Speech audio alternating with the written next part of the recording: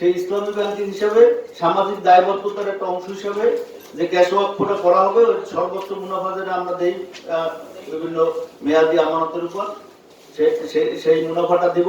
এই মুনাফায় ধরেন ক্যাশ ওয়াকফের টাকাটা সে কেউ যে ক্যাশ ওয়াক করবে সে ভাঙতে পারবে না, এটা স্থির থাকবে, টাকাটা সবসময় জমা থাকবে।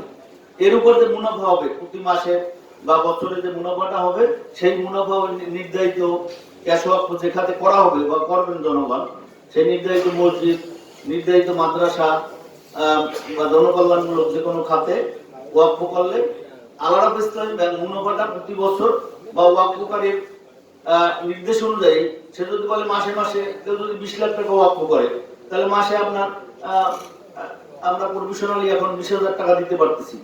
ওই ট্যাক্স কেটে যেটা হয় সেটা দেখা গেল যে 19,000 হইলো বা 18,000 হইলো, সে 18,000 টাকা প্রতি মাসে যদি বলে ওই মাদ্রাসা দেওয়া হবে বা ওই মসজিদে দেওয়া হবে বা জনকল্যাণমূলক যে খাতে বলা হবে সেই খাতে আল্লাহ রাব্বুল ইসলামী ব্যাংক পৌঁছিয়ে দিবে। এখানে ব্যাংক কোনো কনভেন্স বা যাতায়াত বা তা এগুলো নিবে না। আবার অ্যাকাউন্টে থাকলে অ্যাকাউন্টে দিয়ে দিবে।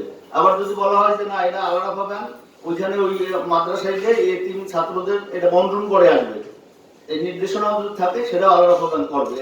এখন এর কারণ কি, যে সামাজিক একটা দায়বদ্ধতা আছে প্রতিষ্ঠানের, ব্যক্তিগত হিসাবে যেমন প্রত্যেকের সামাজিক দায়বদ্ধতা আছে, প্রতিষ্ঠানেরও একটা দায়বদ্ধতা আছে। সেই হিসাবে আল্লাহ রাব্বুল ইসলামী ব্যাংক এদের উপর